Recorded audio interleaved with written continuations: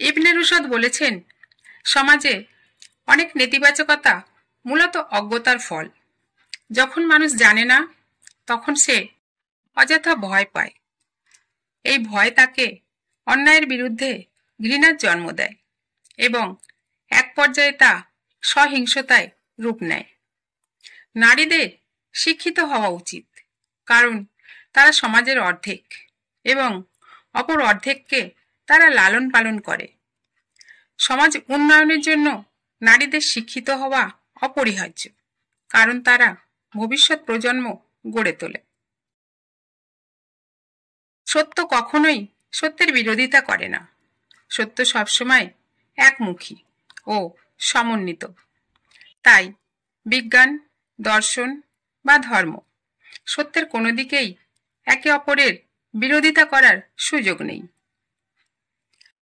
মানুষ প্রকৃতিগতভাবে বুদ্ধিমান এবং তার জন্য যুক্তির ব্যবহারই সর্বোচ্চ পূর্ণতা। মানবজাতির শ্রেষ্ঠত্ব তার চিন্তা ও বিচার ক্ষমতায়।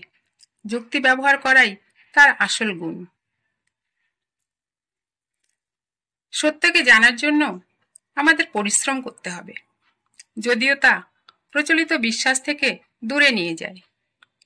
সত্য সন্ধানে সাহস ও অধ্যবসায় জরুরি। কখনো কখনো প্রচলিত ধারণার বাইরে গিয়েও সত্য খুঁজতে হয়। তিনি বলেছেন, ঈশ্বর সবকিছু চিরকাল জানেন এবং তার জ্ঞানের কোনো শুরু বা শেষ নেই। যারা ধর্মের সত্যিকার অর্থ বোঝে, তারা কেবল অন্ধভাবে প্রথা অনুসরণ করে না। ইবনে রুশদ যুক্তি ও চিন্তাকে গুরুত্ব দিয়েছেন। তিনি বিশ্বাস করতেন, প্রকৃত ধর্ম বোঝা মানে সব বুঝে পালন করা, শুধু দেখে শুনে অনুকরণ করা নয়। জ্ঞানীদের লক্ষ্য আনন্দ খোঁজা নয়, বরং কষ্ট থেকে মুক্তি পাওয়া। জ্ঞানীরা পার্থিব আনন্দের পিছনে না ছুটে জীবনের ভারসাম্য এড়াতে সচেষ্ট থাকে। ইন্দ্রিয়সমূহ বিশ্রামে থাকলে কাল্পনিক শক্তি বেশি সক্রিয় হয়।